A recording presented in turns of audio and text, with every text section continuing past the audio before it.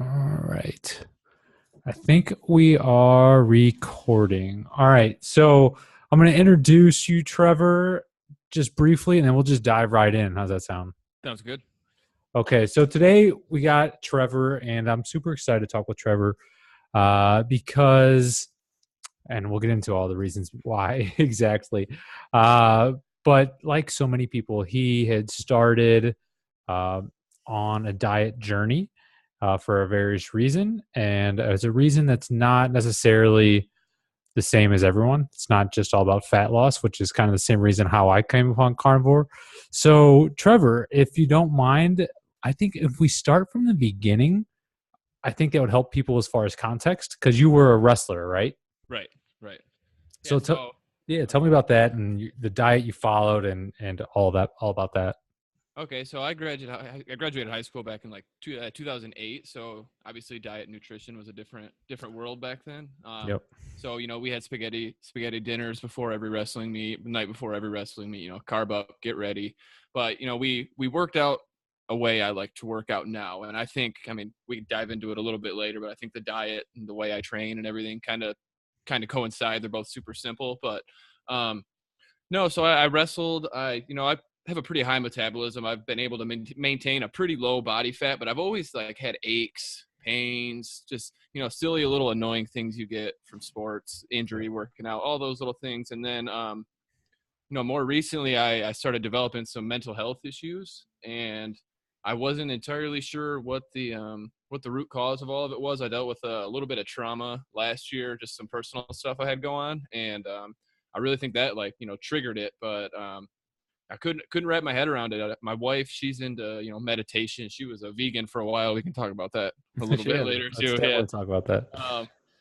Yeah. So she got me into meditation, really trying to take care of myself just mentally. And it still wasn't able to, I guess, get through that wall. And then I came across the carnivorous diet, and I don't know if I still don't know if it's placebo or not, taking me to where I am and how I feel now. But gosh, it's, I don't know if I dove into that deep enough for you, but that's good. I'm probably, we're going to rewind just a little bit if that's all right. Yeah. So in high school, I ran across country in high school, and we had the same kind of dogma where before cross country meets, we carb loaded and such. And so it's pervasive, I think, not only in athletics, but just around everything. It's like, hey, if you're going to be weight training, if you're going to be running, if you're going to be doing any kind of sports, you need carbs to fuel you. And I think it's, that myth is starting to kind of be pushed against, thanks to people like, LeBron James did a ketogenic diet, and people are like, whoa, this guy's running on fat. And, I had no idea. Yeah. So he did this. I'm trying to remember. It was maybe 2 years ago or so in the summer off season. Yeah. He did a ketogenic diet, and, obviously basketball is extremely anaerobic, glycolytic. And he's obviously doing just fine. So okay, so you went from wrestling, probably a standard American diet. Oh yeah, roughly. If not worse. I would probably call it worse than the American diet. I was a high school kid. I drank pop and did all that stuff I don't do now. But a very cookie cutter diet: 3 meals a day, big dinner, big breakfast. So I don't do. At what point did you start? Because you didn't start with a carnivore diet. You went into a keto. Is that right? Right. So my best friend, he's been into this stuff. He's been pushing keto on me, gosh, since right after high school, about 2010. He started really, really pushing on it for me. I was like, I don't even know what to eat. I don't know how to not eat carbs. He said, bacon and eggs, man. Just eat bacon and eggs. Every meal, you'll be good to go. So, then is when I really started toying with it. And I'm not going to lie, I wasn't, completely disciplined. I'm still not, as disciplined as I'd like to be, but I followed that for, that from 2000, I'd say 2011, 2012 until, this year. That's primarily how I ate, very low carb. I don't enjoy those foods. So it's easy for me to not eat all of them. Obviously there's good stuff out there that tastes good, and we're conditioned to like those things now, but one of the things I've found is the vast majority of people that have really taken the dive into a carnivore diet and have stuck with it, they come from a keto background. So, And I think maybe part of that is because it's the kind of person that's willing to, buck the status quo. Hmm. Because the ketogenic diet now is more accepted, but it hasn't been that. I mean, it's still kind of an outlier diet. You eat Yeah. eat a whole lot of fat, basically very low carb. So I mean, that's the way I came to keto as well, because I was looking for, similar to you, uh, I was looking for more mental performance over Okay. physical Absolutely. over That's physical yeah. performance. And I had read about the ketogenic diet. I'd actually done the ketogenic diet in the past. And what I tell people, I'd always cheated on my ketogenic diets, not with carbs, but with protein. Because I've been into physique and bodybuilding for a very long time, Hmm. and I was always afraid to bring my protein too low. And if you read the ketogenic forms and all that, they recommend, 0.75 grams of protein per pound or per lean pound. And to me, that was super low. And Hmm. so when I had done ketogenic diet in the past, I usually erred on the high side of protein. I never really took it below 1 gram per pound Right. for bodybuilding reasons. But then I decided I was going to go full ketogenic.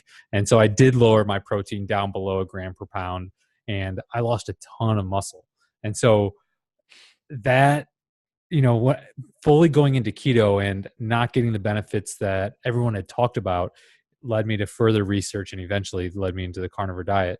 So is your path similar to that? Because you said you were having some mental health issues. You've been doing keto for a while, 2012. Hmm.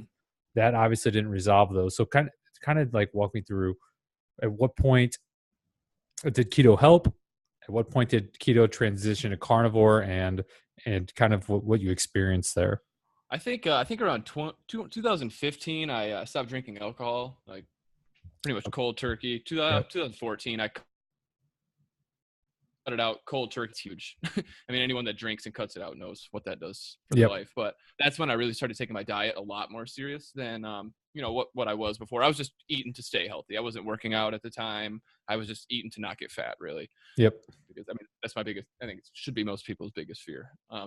But so yeah, around 2015 is when I found buttered coffee. That was Yep. like I don't know if you're a coffee drinker, but I am 100% a coffee drinker. And Yep. so stumbling across the buttered coffee, drinking that in the morning is when I really felt something really start clicking, engines firing upstairs. So probably after 2-3 years into keto, I started doing that. That's when I cut breakfast out and started fasting, around 2015. Yep. And I really think that was the game changer. Cutting breakfast out, just drinking my coffee. And that's when I really started limiting all of the, cause, I mean, I didn't jump right into the carnivore diet. I've been slowly weeding food out for a long time, just stuff that I don't feel sits right. I used to write down everything I ate, every meal, every day. I did it for I think 18 months straight, wrote everything I ever ate, just kind of wrote how I feel. That's a kind of ridiculous thing to do, but I think it helps. So if anyone out Yeah. there wants to do that, I mean, you can really narrow down where food sits with you. That was So huge. That was huge for me. that's interesting. So I know a lot of people do the coffee in the morning, put butter, MCT in it. Uh, and it's a very ketogenic thing to do. It's because basically you went all night fasting. Yeah. First thing you do in the morning is you don't stimulate insulin. You just, stay fed with pure fat, basically butter and MCT oil. You keep ketosis going longer, etc. Now, personally, I've had mixed results because I've done that. Uh, man, I don't know if it's metabolically. I get cold so fast Oh, if I okay. do that. Like I feel like, and it gets to the point where it's like distracting me. It's like, hey, I wanted to do this because I want to perform better, but and so I did it for a long time, and I think it's very good for a lot of people. For Hmm. me, I think it probably led to some muscle wasting because I was going so long. If I ate an early dinner at 5 p.m. and then I didn't eat my next meal until, I don't know, 11 or noon the next day, that's a long fast. Right. And combining that with lower protein intakes, I felt like, wasn't a good strategy for my goals. Hmm. But for other people, goals that aren't necessarily, physique goals, Right. they have a lot of success with that. So, I mean, you obviously found that helpful. I know a lot of Hmm. people do that. So just for people that are listening, strict carnivore would not have MCT oil in it because it's Right. comes coconut. It's a plant.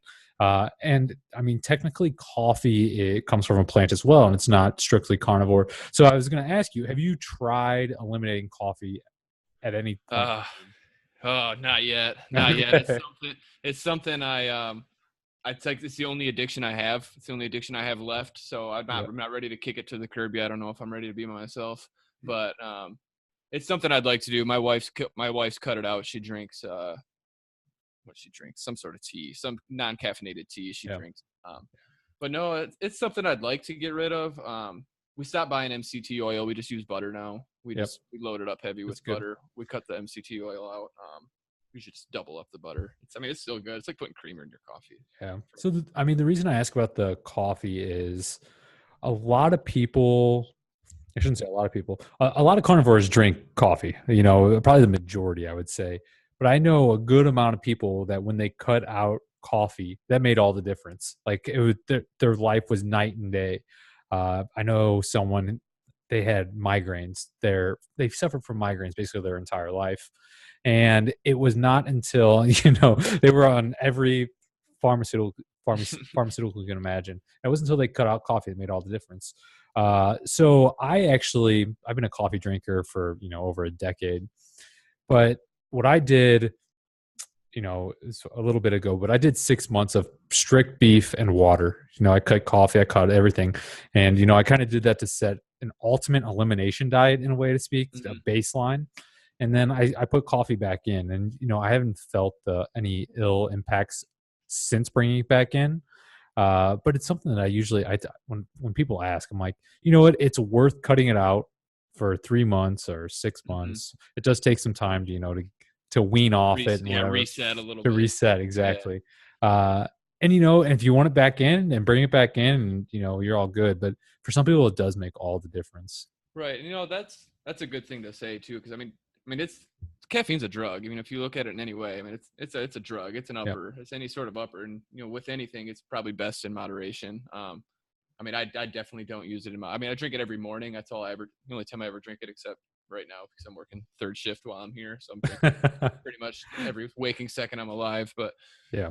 Yeah, people don't realize that caffeine, it's actually a natural insecticide. So a lot of okay. the reasons people avoid plants in the first place is plants have these natural defense mechanisms against predators, uh, insecticides.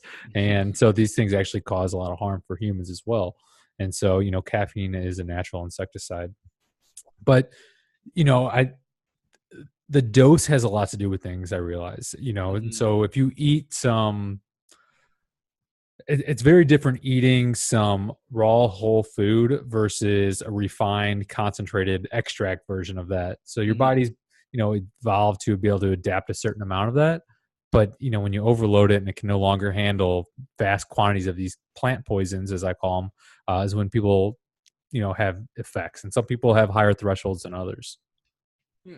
I want to rewind to something you said. You said you went a couple months with just beef and water. Yeah, I did How 6 months pure beef and water. how did you feel doing that? Because that is next. That is next on my list going off. My wife is joining me in that. Just to my wife I said was a vegan is joining me. Yeah, so I don't think you need to do 6 months. And so I wrote this 30-day guide for people that want to get started with the carnivore diet. And the first 30 days is basically, what I call kind of relaxed carnivore. You can have cheeses in there, keep your coffee in there, but basically get rid of the plants, stick with animal foods. And then there's two other levels, and kind of the third level is just beef and water. And it's the whole point is, if you're still having lingering, whether it be disease or whatever it might be, having just beef and water is basically the ultimate elimination diet. And so then you can add things in systematically from there to really get at root cause of, oh, I really can't eat that, or I do okay with this. And so for an example, one of the first things I tried back in was eggs. And I had a couple eggs with some beef and I did just fine. And then I had one morning where I didn't have any beef, just eggs. So it was 8 or 9 eggs, and I had what's called postprandial hypoglycemia. So I'd struggled with hypoglycemia in the past, and sure enough, I had hypoglycemia. So for me, I I may not have been able to pinpoint that on eggs if I hadn't Right. done an No. elimination diet like that. For most people, you do 30 days or so, that'd be good. I just, I kind of just went extreme with it. And, honestly, today, almost all my food is just beef and water. Yeah, that's about it too. We do I'm slowly cutting dairy out because I'm still dealing with a little bit of bloating, and I know it's not from the beef. So I'm So what dairy do you have in currently? uh You have the butter. we have the butter, and I put cheese on my eggs. Okay. That's it. That is Okay. it. So that's not too bad. I know some people, they push the limit. Personally, I think people do much better if they get rid of dairy. Most people. Some people do just fine with it. But so you have a little bit of dairy. You think it's bloating you a little bit. Yeah, just a little bit, just a little annoying, like little just leaning over in your chair, feel it, just stuff that I don't like. That Yeah. anyone who's losing weight would probably be ecstatic with how they feel, like based Yeah. on how I feel. It's just a personal thing that I need to get rid of. But yeah, just I think it's the dairy. I can't. I mean, like I said, I'm not 100% disciplined. I like to enjoy my life still, and eat some crap. For lack of a better word, I guess we'll call it crap every once in a while. Yeah. So let's touch on that real fast. So how often, I'll call it cheat or whatever you want to call it, how often do you do that, and then what do you eat, and how do you feel after that? We had so this last weekend was like our first like meal. My birthday Mhm. was the 25th, so we had a full on cheat day. Wasn't a meal, nothing. We did pancakes for breakfast. We did pizza for lunch, and then we did an all you can eat steak buffet for dinner. But the pizza and the pancakes, man, I feel like I took a 2 years backward step. I felt so humongous. I drank like close to a gallon of water that day too. I felt so huge. I feel like a girl I work with said she feels like a busted can of biscuits, and I couldn't say it any better. That's Yeah, exactly I mean, so I don't cheat that often. I mean, I just don't really have the good. desire, Good. or basically hardly ever.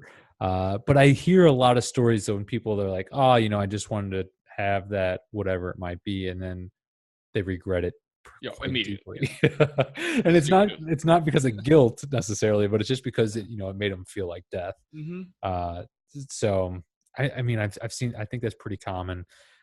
I mean, I like to play devil's advocate as much as possible. Yeah. And so I remember when I went keto, and I meant to ask you about this. When I went full keto, man, I had serious GI distress. I was just not fat adapted. And it's not that my body's not meant to eat a lot of fat. It's just I wasn't fat adapted. So people can misconstrue things like, oh, I ate that and it made me feel terrible, where the body's just not acclimated to that. Did Right. you have any adaptation symptoms going keto or carnivore? No, I say no because I just felt like completely just omitted from my background story is right around when I met my wife, I was having IBS. I have IBS. It was flaring up worse than my doctor had ever seen anyone. Just a whole bunch of disgusting details. I'll spare everyone. Yeah. But anyone that knows what IBS is knows what was going on. Yeah. So that really led to me cutting grains out. And I think that, I mean, just because like I said, I was still eating bread every once in a while, just Yeah. not full strict 100% no carb keto. I like the phrase, earn your carbs. If I train real hard, I'm gonna eat. If I want to eat a potato, I'm gonna eat a potato. It's Yeah. just stuff like it's now, I guess, rather than eating the carbs before, I just eat them afterwards if I feel compelled to do so. But no, I don't think I had those adaptation issues because when I really took it serious and decided to cut everything out is when that's what fixed that. It's what helped cure my IBS and Yeah. put my IBS at bay. So I can't say I had any issues like that, but like I said, I've had stomach issues kind of forever. So it's hard to tell what just because of it's like stress induced IBS. So I've dealt with that forever. So as far as like GI issues, I don't know how to pinpoint those. Yeah, I don't really know if I had any of that. Yeah. I know my So, wife has for so your sure. IBS is it largely resolved? Yeah, 100%. Yeah, I don't have any issues. 100%. I've Wow. yeah, but that's something like I said, working with my wife, in the past, trying to really focus on like maintaining those stress levels, and I can't explain how important that's been. Yeah.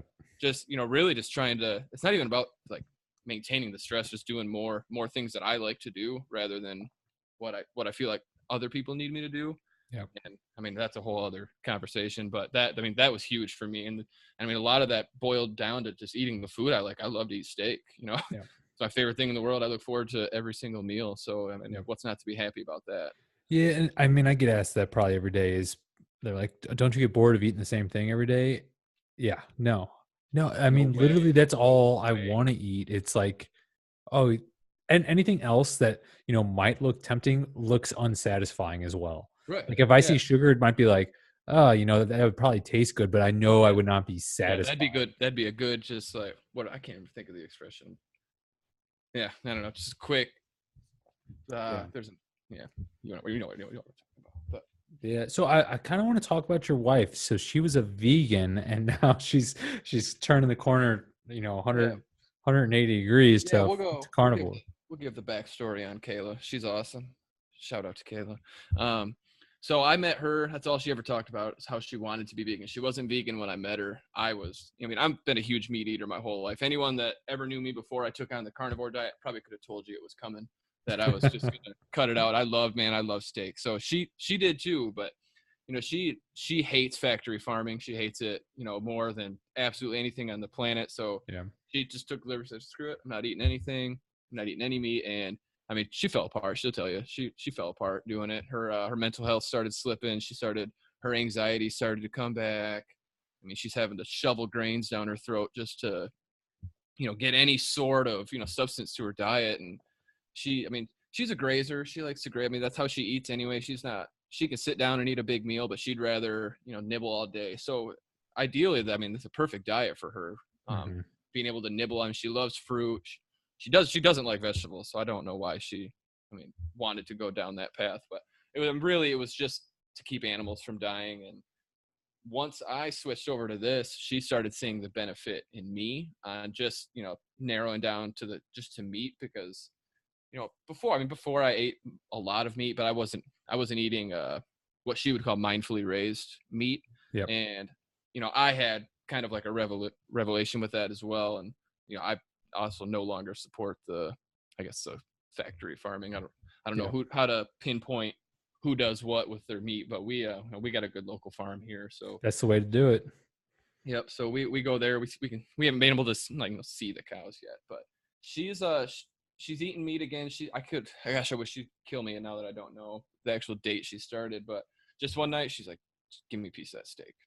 Yeah, And I mean that was it. She's like, just give me a piece of it. Cook me one tomorrow. I'm doing this with you. And she still grazes, throughout the day. She'll eat some berries. Stuff that I tell her. I mean, if I were to eat something that's not meat, that's probably what I would eat too. I'd eat, a raspberry, a couple blueberries here and there. And she eats.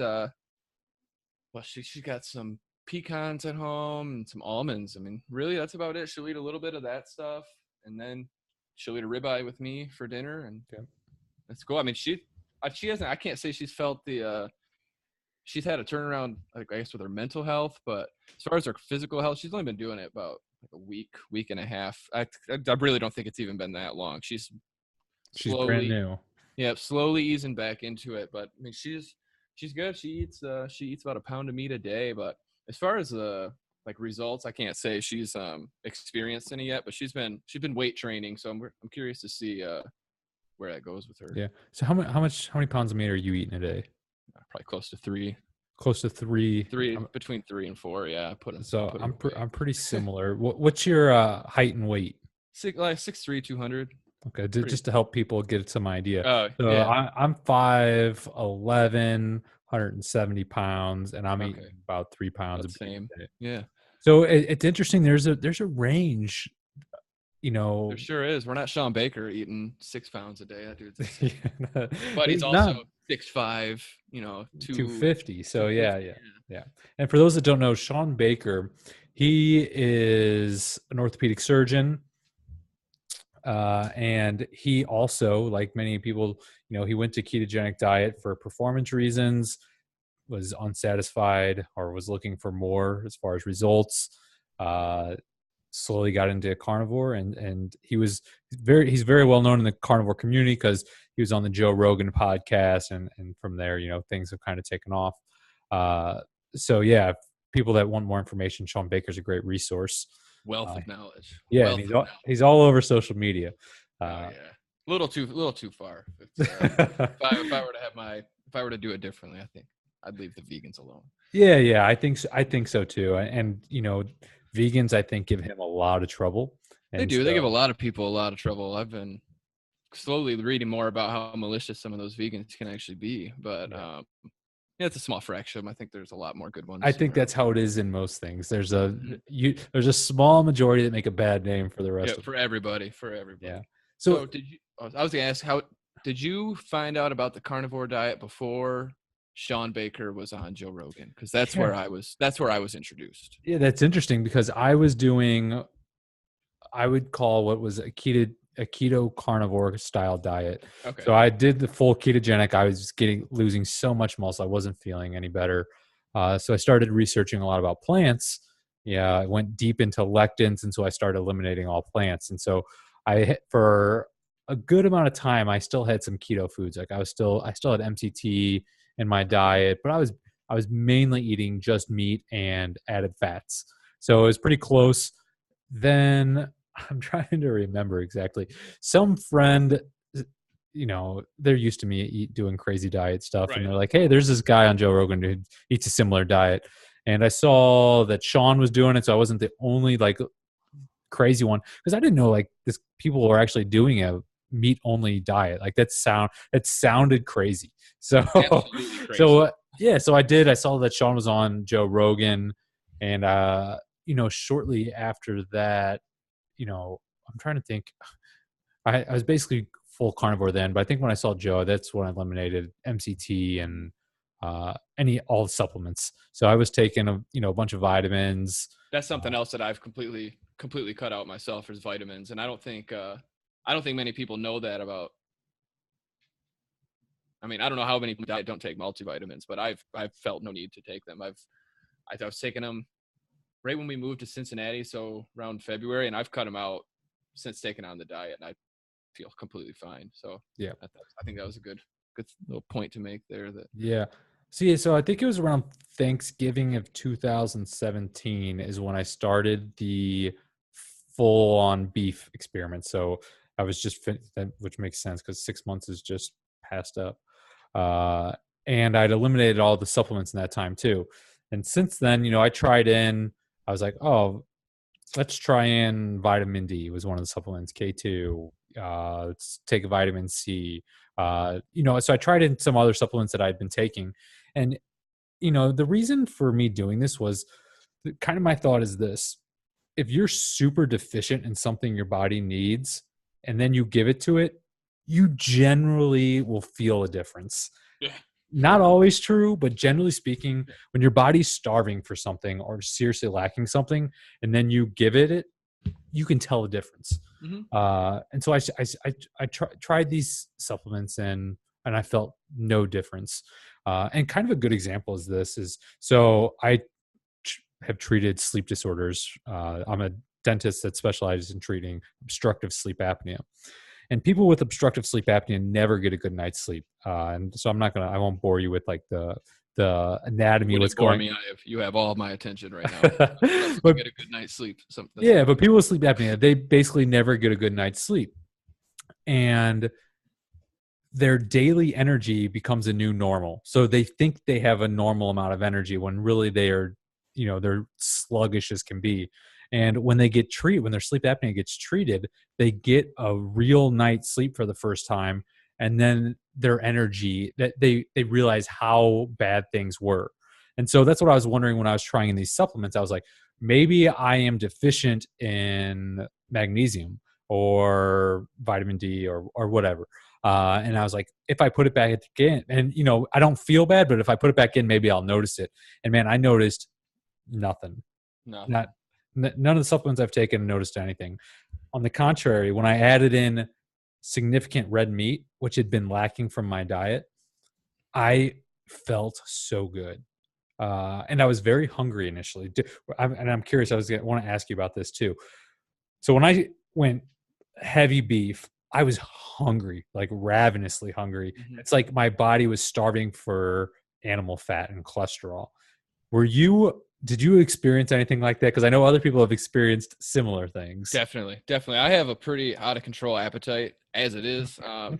But no, that first 2 weeks, man, I was eating like three ribeyes a day and some burgers Yep. every day, like no, not skipping a beat. But I mean, it's simmered down a little bit now. I don't have craving. I obviously don't have hardly any cravings for anything until I'm cooking food anymore.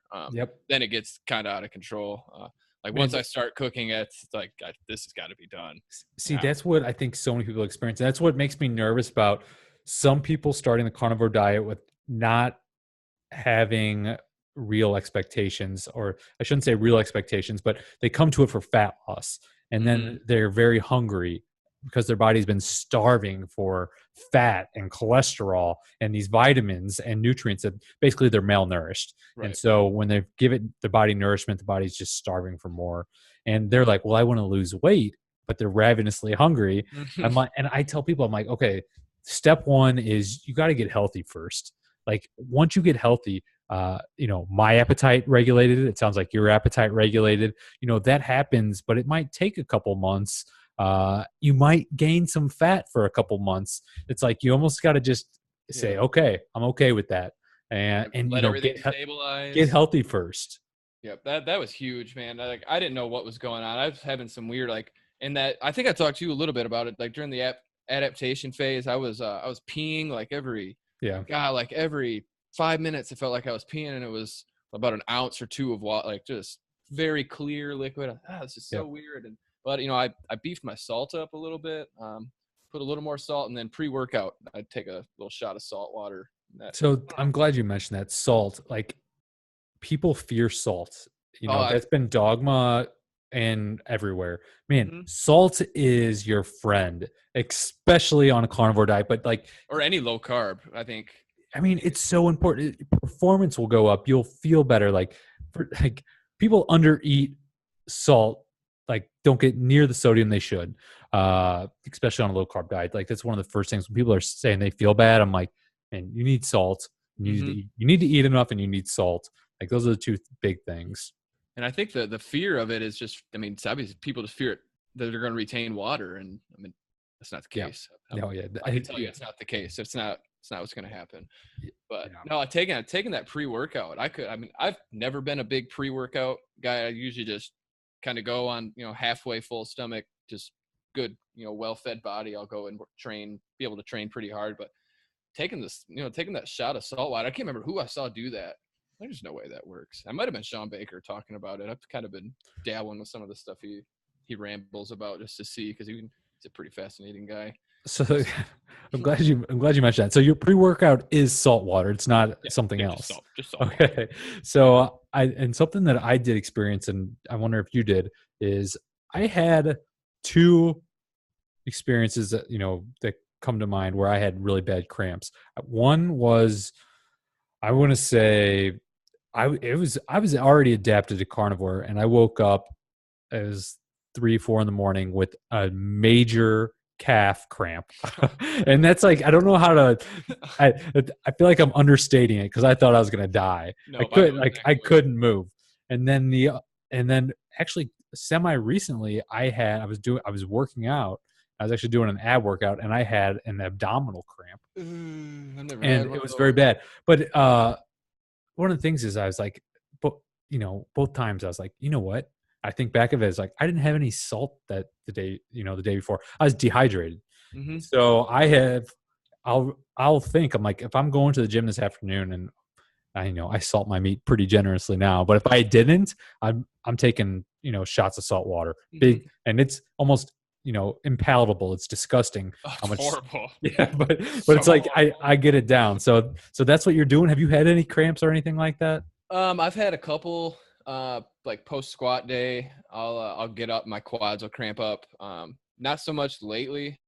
I mean, I train pretty hard. I don't want to like make myself sound like a meathead animal or anything, but I mean, I train pretty hard. I'm trying to get in the best shape of my life right now. So that's my goal, is just to be, top shape of my life 10 years after I was, Yeah. previously. So it's proving to be difficult, but, no, I haven't dealt with too much cramping.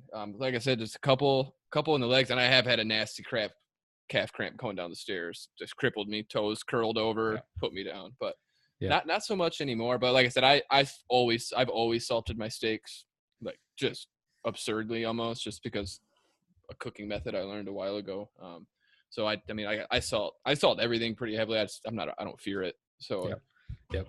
And I don't think I always think of like, okay, is it normal to be cramping? Like maybe that's a sign that this is not a normal diet. But I think largely that it came from dehydration that could have happened in any diet. mhm, Uh, and so if someone's going to let a cramp scare them away from a proper diet, then I wouldn't, a yeah, lot of it's adaptation. During the adaptation phase, there's a lot of fluid rebalancing going on, and people experience cramps early on, and they get over that. I really didn't have any cramps early on. The one calf cramp came several months after being just meat only, and the abdominal cramp was actually fairly recently. So, they can pop up, but I just say, salt's probably the most important thing. Like mhm. if you're getting cramps, just make sure you're getting enough salt and drink until, satisfied. You don't have to like try and drink a gallon of water a day or anything, but No. just drink till you're satisfied. Yeah, how do you feel about water? I used to carry a jug. I've been wanting to ask someone about that. I used to carry a gallon of water around with me every day and wouldn't be satisfied until it was empty. And I've slowly I've like slowly stepped away from that and feeling that that much water isn't completely necessary. But there are times where I feel like I am dehydrated, and Mhm. I know I am. I'm not. It's not nothing new. I wrestled my whole life, so I know I what that's. feel most people are dehydrated, and would be better off erring on the side of drinking more water. That said, if you're drinking water till you're satisfied or you're not thirsty, like there's no need to force it. Right. No need to force the issue, but most people should get in the habit. A lot of times, drinking water is just habitual. It's like, oh, Mhm. I'm not used to drinking water, in all day long. I think but what becomes hard for people is actually getting up and going to the bathroom from drinking. If you're drinking a glass of water every hour, you're gonna go. Like, I yeah, mean, your body's not gonna absorb all of that. So having to take that, I mean, if you got to walk a little while to go to the bathroom, then it's gonna be part of your day. But I think the biggest thing for me was just getting it down consistently. Like, instead of chugging a whole bunch of water at once and then going a couple hours without drinking it, just kind of like a consistent flow. I think that's been my key for my water intake. But I don't know. okay, so I got two more questions for you. Okay. And one is, so carnivore diet, is seen by many people as a pretty extreme diet. Did you have or do you have any fears about lack of certain micronutrients or things like fiber, vitamin C? Has any of this ever concerned you? Have you done research, or have you just, kind of taken some people's word for it and just gone with it? I've definitely taken the word for it on that. On, I guess, just talking fiber specifically, I've definitely taken the word of people much smarter than me and have spent much more time researching it than myself. I view fiber as something that's going to clean my pipes of stuff my body doesn't want in the first place. And if I'm not eating anything my body doesn't want, I don't see what Yeah. fiber is going to do for me. So, Yeah. I and was just talking about this yesterday I about think fiber. you did Yeah. say something about that, didn't you? That's been my whole view on it, and that's how I kind of explained it to my wife, because she was worried that, I mean, this is gross, but most people probably worry that jumping into a carnivore diet, you're not going to use the restroom ever. You're never going to, your It's bowels are going to cramp, and I don't. I can say that I don't use the restroom as much, but I don't have. I'm not producing waste. I'm not producing yep. waste food like Let's just, yeah, we should talk about that just real quick because people are gonna have questions. I just got asked that the other day. On the flip side, someone's like, "Man, when I eat meat, it puts me in the bathroom," and it's likely because they have so inadequate amount of fat that fat makes it goes right through their system. Uh, but on the flip side, like you're talking about, is people on a carnivore diet produce far less waste. Humans, we absorb meat extremely efficiently, so you're not sitting on the toilet necessarily every day, no. quite a bit less frequently, and bowel movements tend to be smaller, which is, not a bad thing. No, for anybody. No, that's something that is like, of all the people that have ever talked to me about me doing this, that has been the question I've been asked the most is, how is your time in the bathroom? How does it feel Yeah. pushing all that out? Yeah. It doesn't. And think about it, like we're both eating 3 pounds of beef a day. And, you know, I'm, I may have Bauman every third day. Yep, that's about where I'm at. Every other day, every third day. I drink the Yeah. coffee and stuff, so I got a little more floating around in there. But yeah, every other day I mean, usually, that and just that's tells you how efficiently we absorb beef. It's right. like we were meant to eat it. And someone might be like, well, all that's getting backed up. Man, if all that was getting backed up, we would be very loaded. Oh yeah, so loaded. Especially, I mean, I'm about to go. We got a steak right downstairs here at this hotel. I'm gonna go devour. I ate it last time I was here. I'm excited. All right. Well, I'm going to let you go. But one last One thing, more because question, yeah. I kind of want to come full circle, because the reason I was really excited to kick off this little mini season with you on the carnivore diet is the mental health reason. Because Okay. I came to carnivore diet for mental reasons. It was more mental performance. I Okay. was getting tired. I wanted to perform at a higher mental level. People don't realize how important diet is to mental health, I think. Our brain is made up of majority fat. All the 25% of all our cholesterol is in our brain, I believe. I need to look that up, but I believe that's true. So the cholesterol and fat are just so important to how our brain functions. So can you kind of tell me a before and after picture as far as your mental health journey? Yeah. So I guess to kind of talk through how what all happened. Playing sports. I'm active, so I've obtained a pretty ridiculous amount of brain trauma, head injury. Mm-hmm. My two best friends from high school both passed away last year, March and May of last year. They were twins, both committed suicide. Oh God, that's rough. First one was due to CTE, which is a brain disorder caused by head trauma. So, immediately that, I'm getting kind of chills talking about it. That freaked me out because that's something I feared for myself. My best friend I spoke about earlier, talking me into keto, he lives with it every day. So I lost both of those friends, and it sent me, man, it sent me into the Yep. deepest pit. These are best friends since second grade, twins. I've known them, obviously known them my entire life. So sent me down this deep, just horrible. I started drinking again. You know, the anxiety just took off through the roof. Obviously led to depression. Even being suicidal myself. And this was, right before my wife and I got married. So, between October or in May of last year, uh, probably the hardest, 7, 8 months of my life. Yeah. Like I said, dealing with the anxiety, suicidal thoughts. And then, we were cleaning up our house before we moved here. And this is something I, sent to you in my little bio. We had a Cottage Inn pizza. I don't know if you have those where you guys are in Michigan. It's a Michigan staple though. We had Mm-hmm. one right by us, Cottage Inn pizza. And Yep. my wife and I were picking up the house, and we found, I think we had 20 something boxes over by our trash can area. I was like, okay, this has got to stop. This has got to stop right now. I couldn't wrap my head around, why I was feeling the way I was. Obviously I dealt with some things, It but dealt with a lot. I've There's a dealt with a lot. multifactorial, but yeah. But I think it would send anyone down that spiral. But, the way I was eating, I think it really painted the picture to me on how closely their two are related, Yep. diet and mental health. So that going from that into carnivore, that was my first transition. I didn't go from a keto. I went from that state of depression and, eating the way I was to carnivore. So there was, Mm-hmm. that gap of time in between there. And I think I can tell you the damage that I feel the damage that did to my body.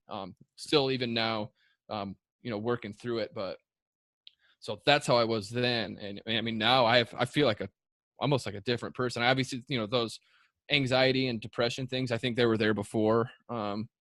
before I lost my friends. And that's, what brought them to the surface much closer. So I obviously know I still live with those things every day, but I feel mentally stronger, to be able to recognize that, that's what's going on. That's why you feel like crap.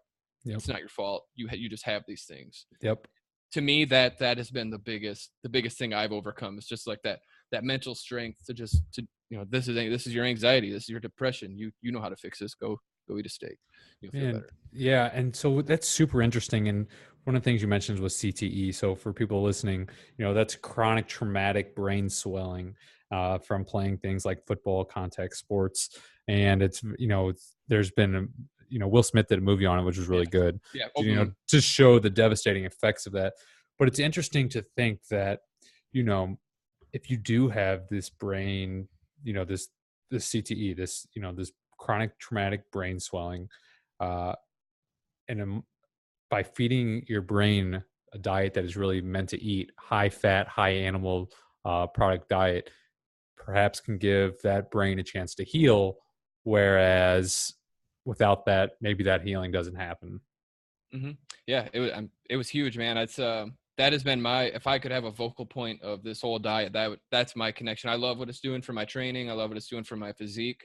But what it's done for just me upstairs that's been the game changer. That's what's got my wife so, that's what's got her so gung ho about it. It's just seeing what it's done for me uh Hmm. mentally. And I mean, if there's one thing I could stress to everyone, that if you want to try something for 30 days, that should be the reason you do it. I mean, Hmm.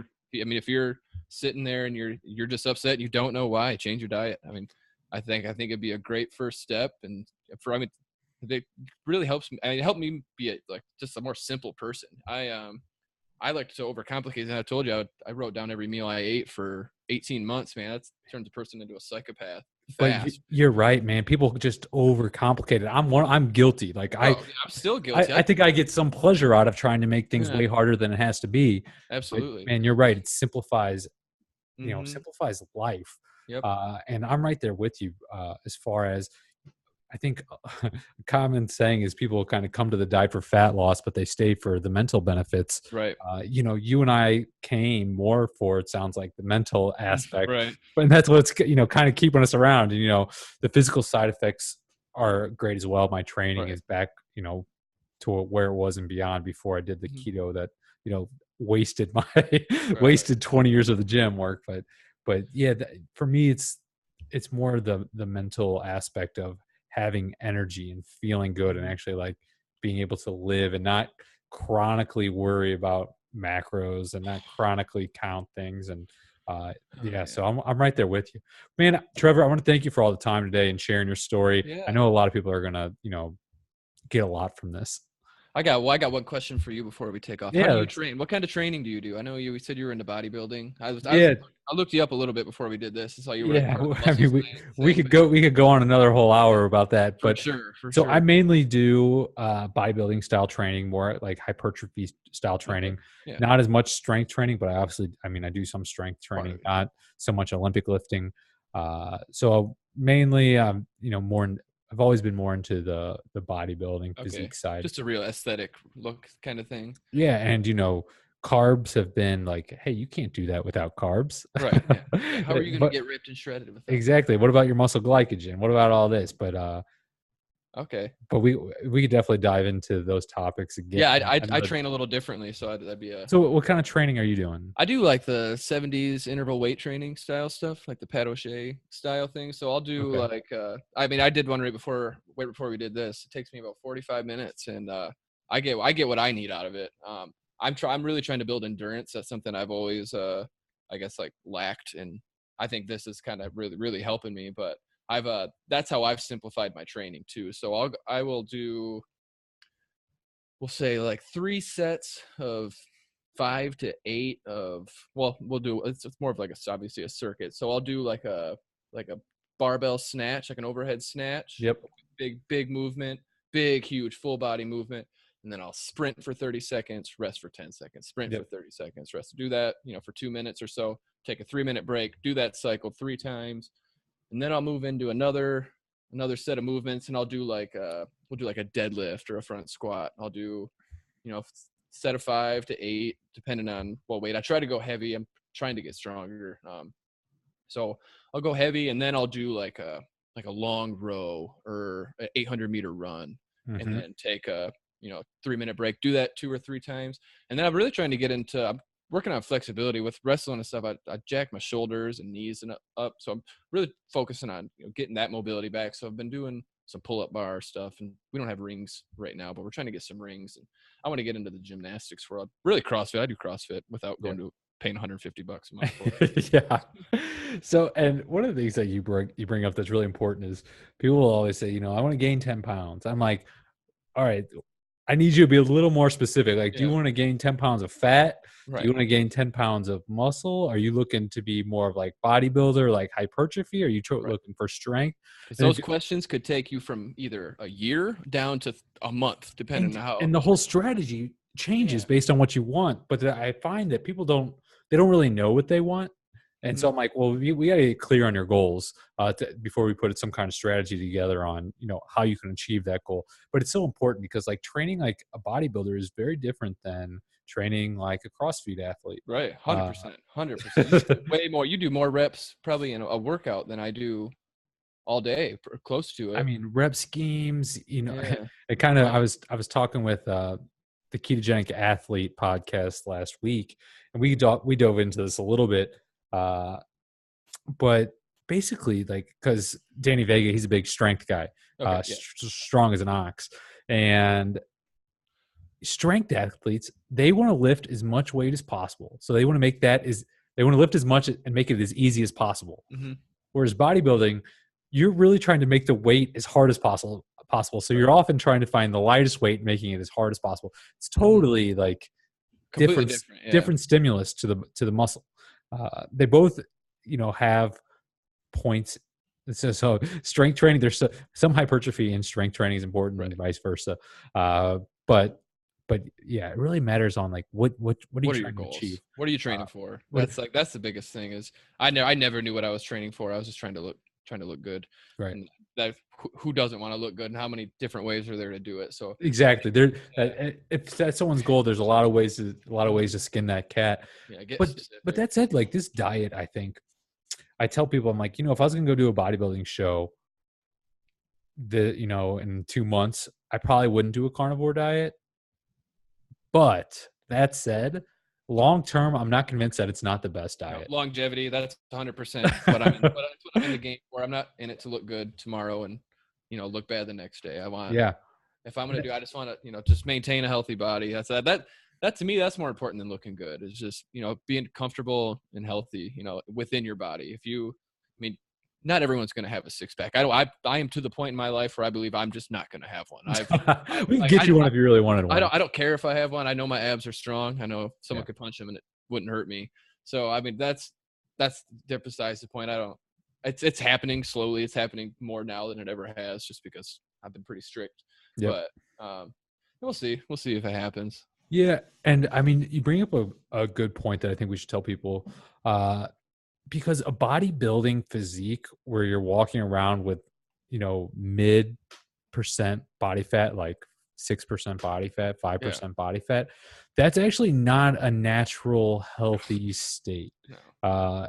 Unfortunately, as much as we would like it to be, and as much as I would like that to be, your body's doesn't want to be there. Right. It wants to carry a little bit more fat than that.